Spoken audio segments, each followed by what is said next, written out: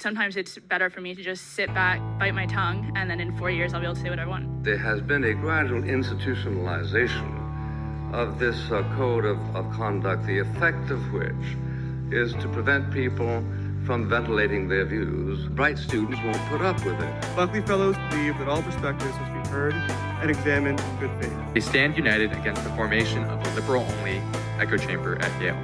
We disagree, we debate, and then at the end of the day, we remain friends. Welcome everyone to Pod and Man at Yale, the official podcast of the Buckley Institute. I'm your host, Ari Schaefer, Director of Communications at the Buckley Institute. Please subscribe to Pod and Man at Yale on the App Store, Spotify, or wherever you get your podcasts. And if you like what you hear, leave a review. If you don't, leave a review on someone else's podcasts. Today, we'll be discussing what it's like for students to be conservative on campus. So in true Buckley fashion, let's get right to it. Calling all Yale students, alumni, faculty, and Yale community members, the Buckley Institute, through our Fight for Yale's Future initiative, is calling on the Presidential Search Committee to ensure the next president values free speech. Join nearly 400 others in signing the petition at buckleyinstitute.com/petition. Again, buckleyinstitute.com/petition. Sign up today. I'm pleased to welcome back Noah Riley, a senior. Hey, Ari, how's it going? Aron Ravin, also a senior. Thanks for having me again. And Trevor MacKay, a junior. Nice to be here again. Thanks for joining us in Pod and Man at Yale. Today, we're going to look at what it's like to be conservative on Yale's campus. The Buckley Institute just released a survey of 500 Yale undergrads. We asked about Yale's overall political environment. 31% said Yale was very liberal. 49% said Yale was somewhat liberal. Does this about match your experience, Noah? Yeah, I think even the survey's probably underestimating the proportion of liberal students on this campus. Because if you ask liberal students how liberal the campus is, they're probably going to give a desensitized answer. Whereas if you ask a more middle-of-the-road student or a conservative-leaning student, I think the more common consensus is that it's an overwhelmingly liberal campus to be on. Right. I think, if I remember correctly, there were a handful of students who said Yale was very conservative. A very small percentage. It was a sample size of 500 students. The majority were liberal leaning or identified as liberal leaning, so that would kind of change things. But so, Aron, what are your thoughts? Does that kind of match your experience? It does, but I think it kind of undercounts a unique phenomenon we see at Yale, where I think the conservative population or even the moderate population is more vocal here than a lot of the other schools in the Ivy League. I'm happy to talk about more of that later, though. Yeah, no, why don't you just expand on that now? We can always talk a little bit more later. How do you mean? Yeah, so if you look at other universities, like let's say MIT or let's say Harvard, they don't really have a conservative presence. They don't have anything even remotely equivalent to the Buckley Institute, let alone something where you have all these different right-leaning parties in the Yale Political Union. They have maybe one debate society that's like conservative leaning, but really more religiously oriented. They don't really talk much about politics. I'm thinking about like the John Adams Society, the John Jay Society at Columbia. They're great people there, but Yale actually has like a huge breadth of very politically involved and engaged conservatives, which I think is kind of crazy considering how I think Yale is on aggregate a more left-wing university than most of these other schools. Being conservative, being part of Buckley or the conservative YPU parties, are you, I guess, self-conscious about telling people you participate in this, or are you careful who you tell that you are involved in conservative groups on campus? Noah? Not anymore. I definitely used to be prior to my involvement in both Buckley and the Federalist Party of the YPU. But one thing about being conservative here is that you have to be able to defend your opinions to people. That's just kind of the nature of the beast here. Like, people are going to give you a hard time and ridicule you and question you, and so you have to be ready to do that. And I think that whole process makes you even more solid in your views and ready to have those defenses with more confidence. Even from a social perspective, do you maybe think twice, like, this person seems nice, they seem liberal, maybe I just won't tell them that I talk about that I'm heavily involved in Buckley or YPU party because I have no idea how they're going to react, and it's just not worth it. I think it's hard to avoid that when the first two things people ask you when you meet them for the first time is where are you from and what do you do on campus is kind of the from the get-go.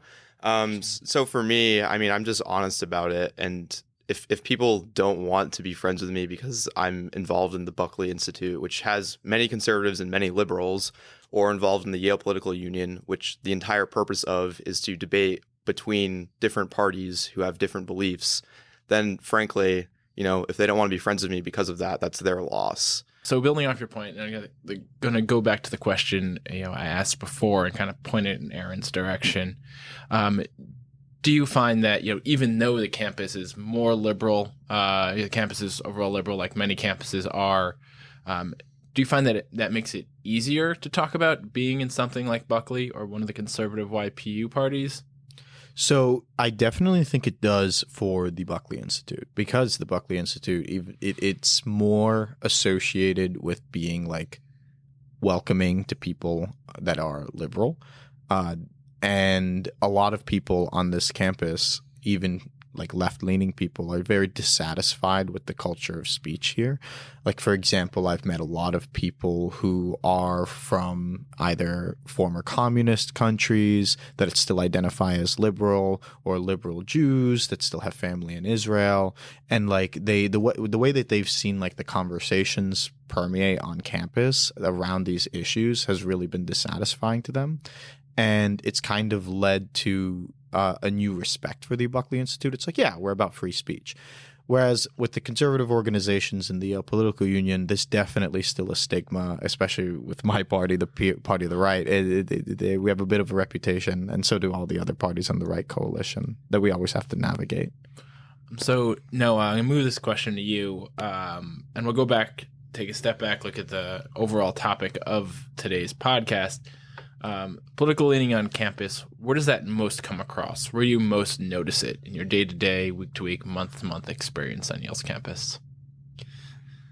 That's a great question. For me, even in classes, like I'm in a lot of economics and mathematics classes, so one would think that you would kind of not encounter those conversations, but much to my surprise, that is where I've actually encountered them the most.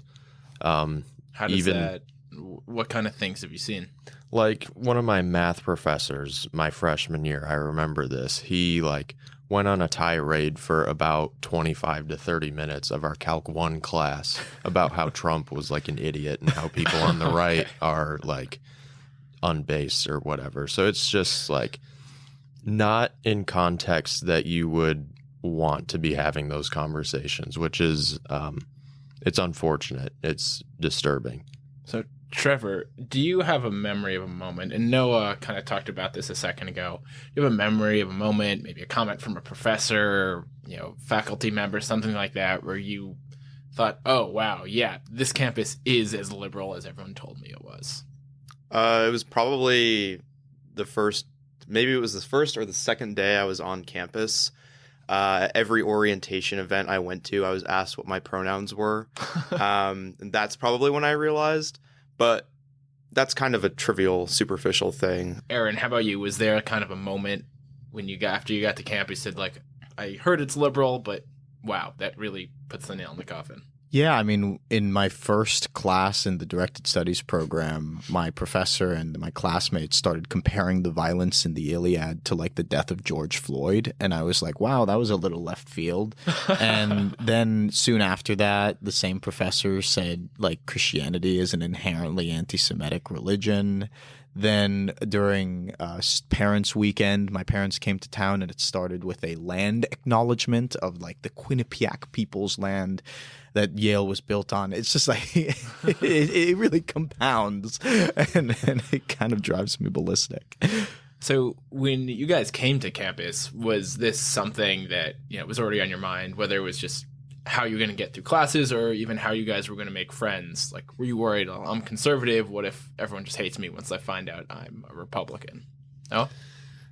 Yeah, so everyone else seemed to know that except for me. And like my grandmother was the most concerned. She's like, please don't lose who you are out there. I'm like, what are you talking about? Then I get to campus and it's just like all sorts of different colors of hair and just weird things going on. And I was like, oh my goodness, this stuff is true. How about you, Trevor? You said you were, openly conservative and, not shy about it from day one. Do you feel like you've been able to make friends of different political opinions, or have people shied away? I think people who are good people appreciate honesty. Regardless of what that honesty means. I have friends that are liberal. I have friends that are conservative. I have friends who don't care about politics, people that I trust and care for deeply.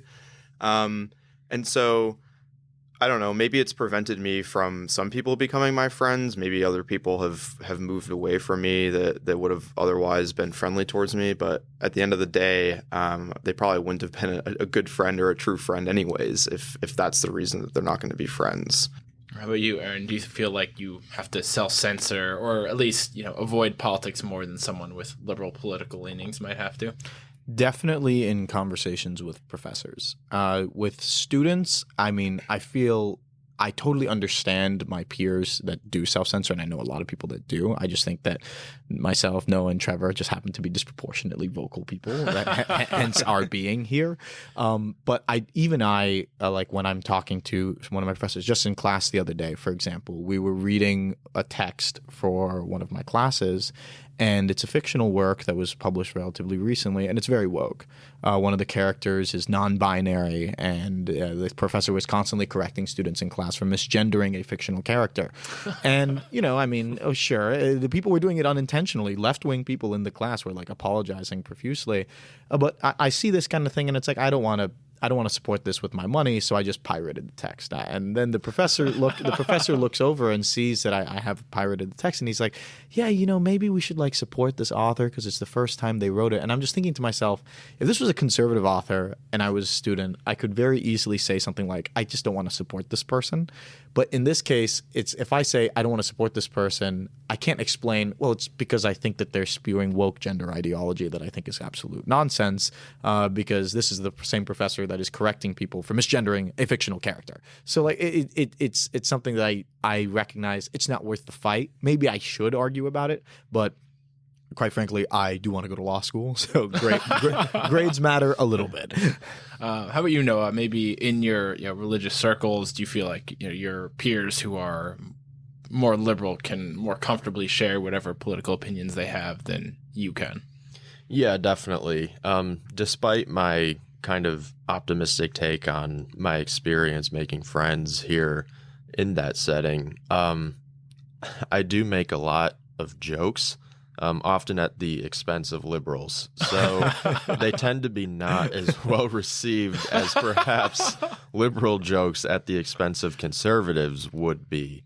And again, it's a situation where the right people are willing to find those things funny and understand that it's all in good fun, because we're not actively seeking to bring people down, but kind of make light of things that we might not be taking as seriously.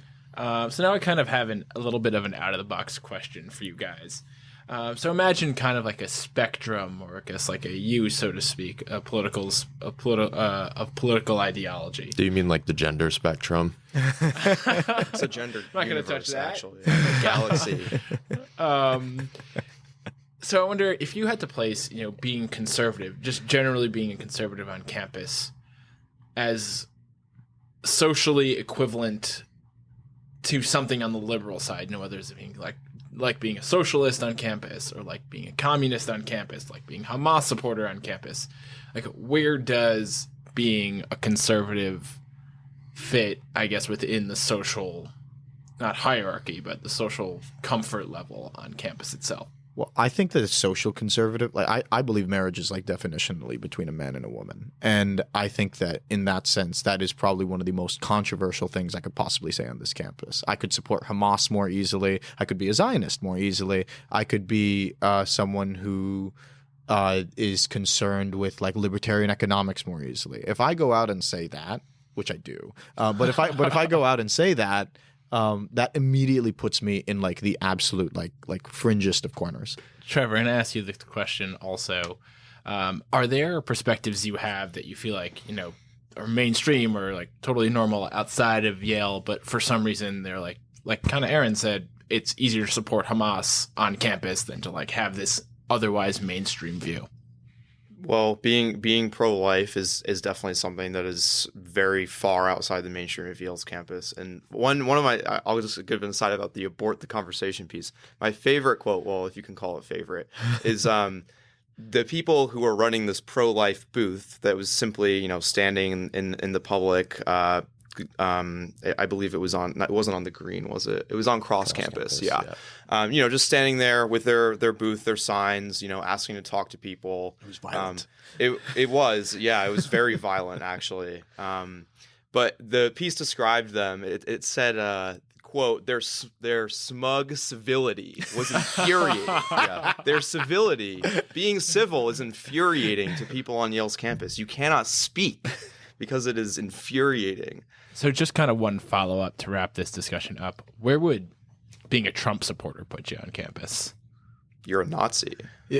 I don't even think, like candidly, I don't even think there are any meaningfully Trump supporting people on this campus. Like people who would vote for Trump, yeah. But like the actual MAGA American, which exists and is like should exist and be represented on this campus, I think.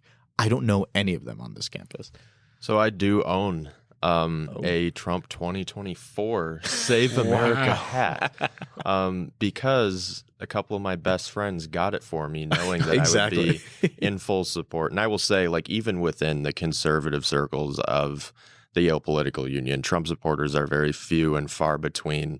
Like, me and a couple other members of my party are all that I really know of because it's, yeah, like if being a social conservative is like being a Nazi, then being a Trump supporter is like being Hitler himself. Like, it is the worst of the worst that you could be.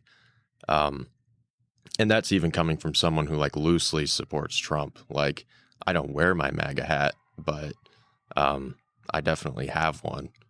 And it's fun to have one. So I guess to Aron's point, I mean, there are a lot of Trump supporters out there. I mean, it's a big movement within the Republican Party, and you read the newspapers, it's like the only movement worth watching. What does it say about, you know, campus life or the campus orientation towards conservatives in general that there are no open Trump supporters? I think that Yale is out of touch with reality. I distinctly remember being in a class where we were discussing free speech, and there were several students who basically were advocating that, you know, for social media and for publications, we kind of need a free speech review board, essentially, sponsored by the government. This was a serious thing that they were advocating for.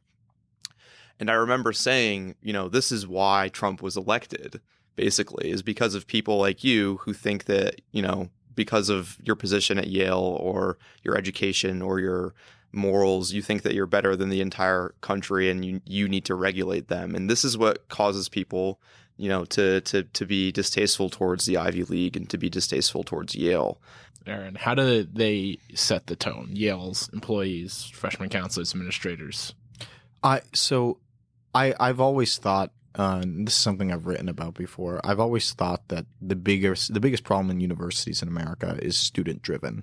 The most left wing, the most crazy, the most concerning people on any campus are almost always the students. However, I think that one thing that administration can do better, and in other colleges does much better, is their faculty hiring. I can only think of one openly identifying tenured conservative professor that teaches Yale College courses, Carlos Ayer. He's wonderful, but it's nuts that we don't have others. It's really bad, and that kind of hurts the conversation on this campus. Well, Noah, Aron, Trevor, thanks so much for coming on Pod and Man at Yale. Thank you. Thanks for having us. Thanks, Ari. Always a pleasure. Now, with that, let's get right to our interview with Yale lecturer and 2022 Lux et Veritas Faculty Prize winner Mordechai Levi Eichel. Check out our YouTube channel to listen to his full faculty prize lecture. Mordechai Levi Eichel is a lecturer in the Department of Political Science. He went undergrad to UChicago and got his PhD here at Yale before doing a postdoc at Princeton. He primarily works in the history and philosophy of learning and education. And last year, he became the inaugural winner of the Buckley Institute's Lux et Veritas Faculty Prize, a $10,000 prize for faculty who go above and beyond to support intellectual diversity in the classroom. Welcome, Mordechai, to Pod and Man at Yale. Thank you very much, Ari. I am delighted and honored to be here. That's, I think, the most enthusiastic response we've gotten so far. So pleasure to have you. It's real as well. So what I want to focus on in our discussion is the free speech climate for faculty at Yale. We've talked to students about this several times on the podcast. We talk about this to students in our events and our programming, relentlessly. This is really our bread and butter here at Buckley. Academic freedom, it's a tradition in academia generally. Referenced from time to time by the Yale administration. Sometimes yes, sometimes no. Sometimes you expect it, sometimes you don't hear it. Do you personally feel that you can take advantage of that, explore any idea, come to any conclusion your research leads you to here at Yale? The short version of that is yes. But that's also because, and here I'm speaking about my own experience, perhaps more than the general experience at Yale. I am a lecturer, which means I'm not a tenure-track professor, nor a tenured professor, and I am not anticipating becoming a tenured or tenure-track professor. And there's a part of me that just thinks I'm here for to use a sort of odd word, for the fun of it, for the intellectual and spiritual, even one could say, possibilities of learning, research, and even, to use an old word, enlightenment.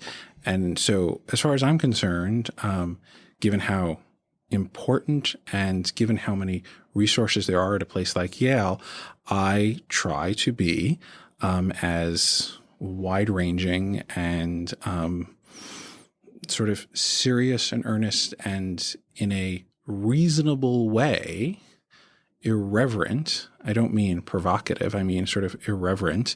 And in that regard, I feel fairly free to be and do what I want. That's not to say I'm not unaware of many kinds of things that would scare one. But the things that I think a lot of people who are on tenure track positions worry about in order to be considered to become tenured bother me less. Do you feel, and it seems like you're fairly comfortable in that position, but do you ever feel that... I'm a good actor. Apparently enough that they hired you on as lecturer, and as you said, haven't fired you yet. So that's right. Do you ever feel, though, that you have to be careful about how those discussions go in class? Yes. I guess in two ways. One is I'm always mindful, or I try to always be mindful of hurting students. I'm a teacher. I am in some way or other quite powerful. And I don't only mean because I'm giving out grades and the students are there to get grades. It's anybody who, the class starts when I walk into class. Class ends at a certain time, but also like I'm dismissing class. Students are there because there is a teacher there. And that really means the teacher in structurally, formally, ideologically, intellectually, whatever you want to call it, is really a sort of center of attention and center of power. And so what I say, how I go about things is sort of powerful in terms of what it means for how somebody's thinking. One can put the spotlight on somebody. One could, God forbid, embarrass somebody. And that hurts or is scary. So I have an enormous amount of power, and I want to sort of use that well in order to get the students thinking in a constructive way, because the texts we're reading are hard, because the ideas are surprising, or hopefully they are at least. And then, of course, there's the other reason of I'm aware of stuff just because of, to state the obvious. One can open up the pages of whatever paper and, some week or some day there's some controversy about some portrait was shown or some email was sent or somebody said something, and then suddenly, the New York Times and the Atlantic descend on the campus, and there's a whole controversy. And I don't want to say that there's too much made of it. I don't want to say there's too little made of it, but it's a thing. And in that regard, how could I not be aware? So that's something you worry about could potentially happen to you in the context of a class discussion? Yes, but it's not something I go about through my day worrying about.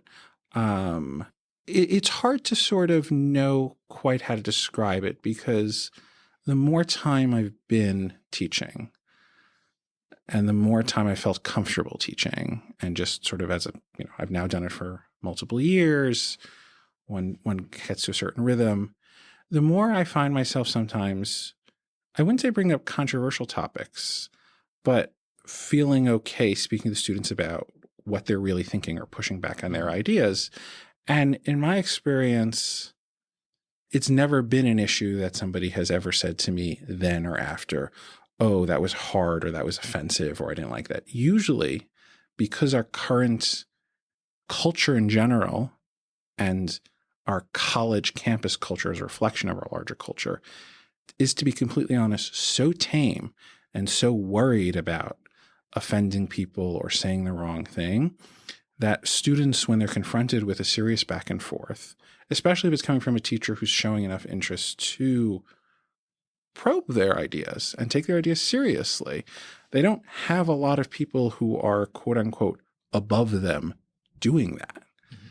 And when that happens, as much as it can be hard because of certain pushback they're getting, they actually really usually enjoy the intellectual sort of exercise. And it's not just an exercise of going to the gym. It's an exercise like I really have to think for myself about what I want. And that's gratifying the same way going for a run is. You feel good after. So to that point, and this came across a little bit in both your Lux et Veritas Faculty Prize lecture and the reasons you were nominated, that back and forth, challenging students on their perspectives, why they think the way they do, mm-hmm. and really getting at it.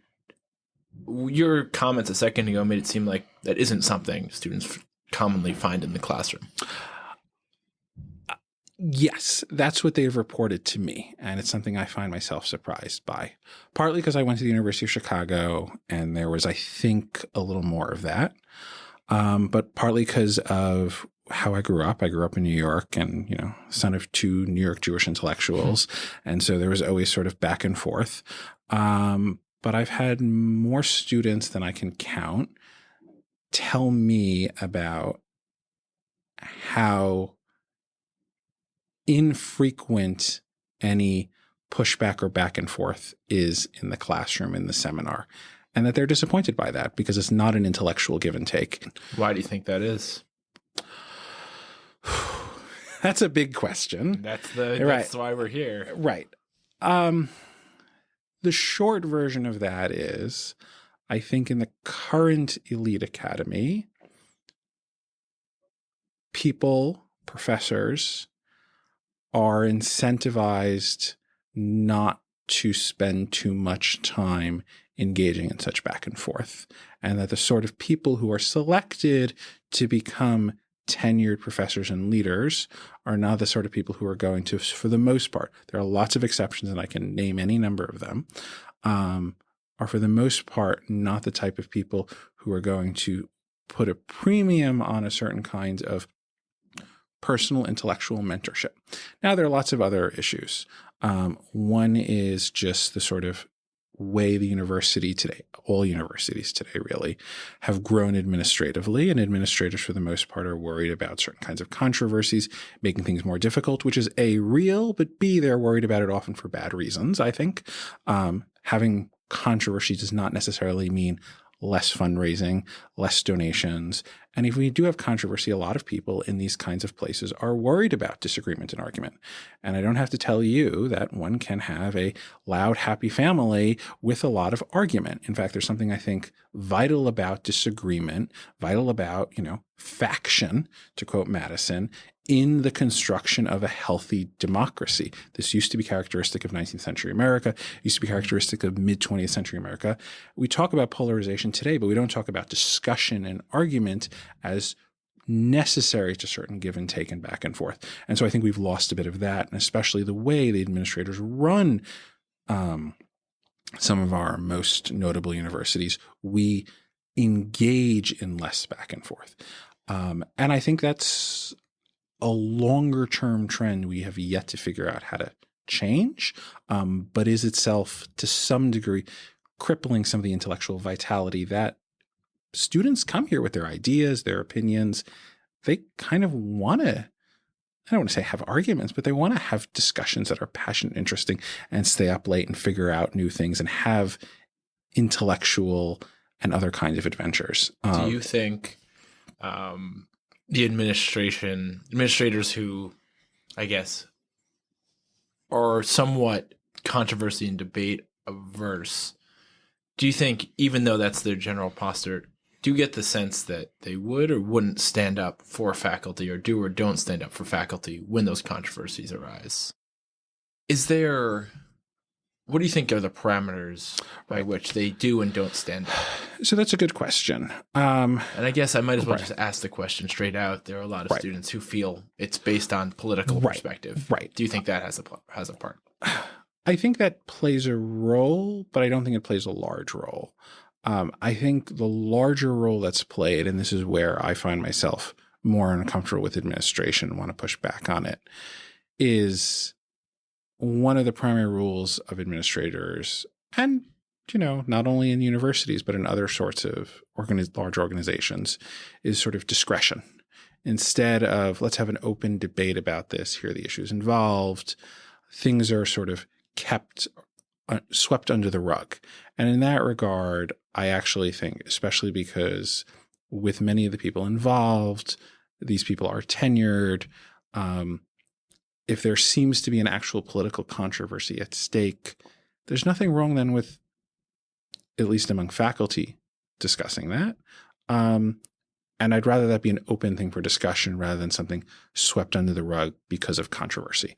And in that regard, I do worry that broadly one of the parameters is don't make noise. But I actually think we'd be a slightly healthier society if a little more discussion and noise was made. So now, before we finish up, I want to turn to the reason you were awarded the inaugural Lux et Veritas Faculty Prize last year. Because you support open dialogue in the classroom. The students who nominated you, who supported you, were particularly effusive. One said that you taught them, quote, unquote, how to critique the world, and then credited you with truly making their undergraduate education worth it. It's a direct quote. So definitely high praise from your students. I still can't believe somebody wrote that, and I'm still, if I'm ever feeling down in the dumps, I see that, and I reassure myself. Maybe it's 1 point for anonymity, maybe. So why do you think it's important to support open dialogue and debate in the classroom? I think it's because, for the most part, one actually can have open dialogue. When I'm walking down the street and I bump into somebody because I'm walking the dog and I then just chat with them, they more often than not give me their honest opinion about something, and I'm not always ready for it. But the classroom is a weird space in which, okay, here's the assigned reading. Here's what we're going to talk about. Here's how we're going to do it. Here's how we're going to raise our hand. And it becomes a very formal place, and people feel like there's certain kinds of comments or questions that they can and can't ask. And this is as much about just how the classroom is structured as about what opinions are acceptable or not. And I think it's actually healthier and better to have a more free-form and open discussion where you talk about what you're really thinking, because there's no reason you can't. I'm not saying, one should mouth off and say stupid or silly or mean or provocative things. I'm saying to actually make one's opinion persuasive, is fine for the most part. And that's how politics and culture actually work. And so the classroom is supposed to be, I'd like to think, a place where that can happen in an even richer way. And when we're worried about holding things back, we're cheating ourselves. Hey, we are the Buckley Institute, named after William F. Buckley Jr., as I mentioned previously. So I'd like to ask our guests, what impact did Buckley or any of the things he created have on their life, whether National Review, Sure. Firing Line, whether they hated him, loved him? Well, speaking of intellectual stimulation, I'll say this much. Given my own politics, I disagree with William F. Buckley probably, somewhere between 85 to 95% of the time. So he was a great intellectual goad. And I, even despite my disagreements with him, like the example of a worldly, ironic, often fun-loving, but serious intellectual and religious viewpoint that he put forth. With that, thank you so much for joining us on Pod and Man My at Yale. pleasure. It's wonderful to talk to you. Wonderful to talk to you again, Ari. Thank you again. Take care. And that wraps up another great episode of Pod and Man at Yale. Hit the subscribe button if you haven't already.